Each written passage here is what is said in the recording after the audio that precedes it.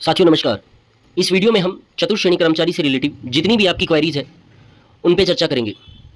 तो आज की इस वीडियो में हम चतुर्थ श्रेणी कर्मचारी के कितने घंटे काम करवाया जाएगा, ज्वाइनिंग कब तक मिलेगी और विभाग द्वारा आपसे क्या क्या काम करवाए जाएंगे, एक्सटेंशन मिलेगा या नहीं, इसके अलावा सैलरी कितनी दी जाएगी, एक वीडियो में ही अपनी सभी चीज़ों पर चर्चा करेंगे। तो बिना किसी देरी किए शुरू करते हैं। पहला सवाल तो यही होता है कि जो चतुर्थ श्रेणी कर्मचारी है उनको कितने घंटे तक काम करवाया जाएगा। तो जो जितने भी साथी चतुर्थ श्रेणी कर्मचारी में जिनका सिलेक्शन हुआ है उन्हें प्रतिदिन 8 घंटे काम करना होगा। अधिकतम एक दिन के अंदर 8 घंटे काम करवाया जाता है। अगर किसी साथी को शिक्षा विभाग मिला है तो उसको स्कूल टाइम में, जैसे गर्मियों में 7:30 से 12:30 बजे तक का टाइम होता है, सर्दियों में सरकारी जो स्कूल होते हैं उनका टाइम 10:30 से 4:30 होता है, तो उतना समय उन्हें काम करना होगा।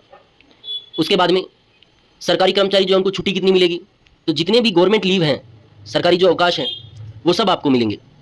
जो साथी स्कूलों में जाएंगे उनको तो छुट्टियाँ बहुत ज़्यादा मिलेगी। जैसे मध्य अवधि अवकाश होता है, दीपावली की छुट्टी होती है, उसमें लगभग 15 दिन का अवकाश होगा। 1.5 महीने की जो छुट्टी होती है उनमें जो चतुर्थ श्रेणी कर्मचारी है उनको भी अवकाश ही रहेगा। इसके बाद में तीसरा प्रश्न होता है कि वेतन कितना दिया जाएगा। तो वेतन जो है वो 2 साल तक 12,700 फिक्स जो पेमेंट है वो मिलेगी। लेकिन आपके खाते में 12,700 नहीं आएंगे, आपके खाते में कुछ कटौती करके लगभग 10,700 रुपये आपको इन हैंड दिए जाएंगे। आपके खाते में 10,700 रुपये प्रत्येक महीने आपको 2 साल के लिए सैलरी मिलेगी और 2 साल बाद में आपको 28 से 30,000 रुपये जो तनख्वाह है वो दी जाएगी। इसके बाद में अब कुछ प्रश्न है। जैसे पहला प्रश्न है, ज्वाइनिंग कब तक करवाएंगे। तो देखो, सभी विभागों को लिस्टें मिल चुकी है, आपकी ज्वाइनिंग की प्रक्रिया जारी है। सबसे पहले आपको जिला अलॉट किया जाएगा, फिर उसी हिसाब से आपको फिर शिक्षा विभाग है उसको स्कूल मिलेंगे, जिसके चिकित्सा विभाग है उसको हॉस्पिटल दिया जाएगा और जिनके अलग अलग विभाग जहाँ पे स्थित है वो दिए जाएंगे। हम कब तक ज्वाइन कर सकते हैं। देखिए, 4 सप्ताह का टाइम तो विभाग को दिया गया ज्वाइनिंग करवाने का। आप 21 दिनों तक आप ज्वाइन कर सकते हो। अगर आप 21 दिन में ज्वाइन नहीं करोगे तो फिर आपकी जगह किसी और को मौका दे दिया जाएगा। तो 21 दिन का समय आपके पास ज्वाइन करने का। इसके बाद में नेक्स्ट है, एक सवाल और रहता है साथियों की कि दूसरा सवाल जो रहता है कि हम आगे तैयारी करना चाह रहे हैं तो एक्सटेंशन ले सकते हैं या नहीं ले सकते। तो इस पर हमने कुछ प्रश्न बनाए हैं, जैसे कि एक्सटेंशन का प्रावधान होता है या नहीं। तो देखो, एक्सटेंशन का प्रावधान तो होता है सभी विभाग में। अगर कोई साथी बीएड कर रहा है या किसी के एमए के मेन एग्जाम स्टार्ट होने वाले हैं तो वो 1 महीने 2 महीने का एक्सटेंशन ले सकता है, 6 महीने का भी एक्सटेंशन ले सकते हो। आप आवेदन कैसे कर सकते हैं एक्सटेंशन के लिए। तो अगर आपको एक्सटेंशन लेना है तो जो आपका नियुक्ति अधिकारी है वही आपको एक्सटेंशन देगा। वो आपके लिए 1 महीने 2 महीने 6 महीने के लिए भी दे सकता है। लेकिन जिस हिसाब से आज इस भर्ती के अंदर जो सभी कर्मचारी चयनित हुए हैं, कोई टीचर भर्ती की तैयारी कर रहा है, कोई आरएएस, कोई बड़े बड़े जो डिग्रीधारी है, वो सभी चाहते हैं कि हमें ज्वाइन नहीं करना हो। तो शायद हमें ऐसा लग रहा है कि इस भर्ती के अंदर एक्सटेंशन नहीं दिया जाएगा। जो नियुक्ति अधिकारी है वो बहुत ही कम चांस है कि आपको आगे का समय देंगे। नेक्स्ट जो प्रश्न है कि जो साथी शिक्षा विभाग में लग रहे हैं उनसे काम क्या करवाया जाएगा। इसको लेकर यूट्यूब पर बहुत सारी वीडियो बनाई गई है और ऐसी ऐसी जानकारी दी जा रही है जिससे जो हमारे साथी चयनित हुए हैं वो ये सोच रहे हैं कि हम इसको ज्वाइन करें या न करें, पता नहीं हमसे क्या ही करवाया जाएगा। तो चलिए हम बात करते हैं कि क्या क्या काम जो है वो करवाए जाएंगे। पहला काम तो है कि आप जिस भी ऑफिस में जाओगे उसके अंदर आपको उस कार्यालय या विद्यालय जहाँ पे भी आपकी नियुक्ति होगी उसको सुबह खोलना और बंद करना होगा।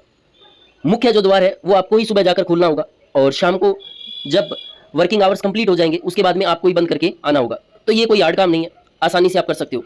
अब दूसरा है सफाई व्यवस्था। लिखा हुआ है इसमें कि कमरे, बरामदे, टेबल, कुर्सियाँ, कंप्यूटर, खिड़कियाँ, इनके झाड़ू पोछा करना।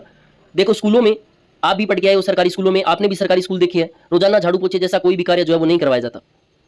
बहुत सारे स्कूलों में, ग्रामीण बेल्ट के अंदर जो स्कूल है वहाँ पे बहुत सारे अलग अलग जो साथी है वो रखे जाते हैं जो साफ सफाई टाइम टू टाइम करते रहते हैं। तो आप इसको लेकर चिंतित ना हो, आपको पूरा रोजाना स्कूल साफ करने की आवश्यकता नहीं होगी।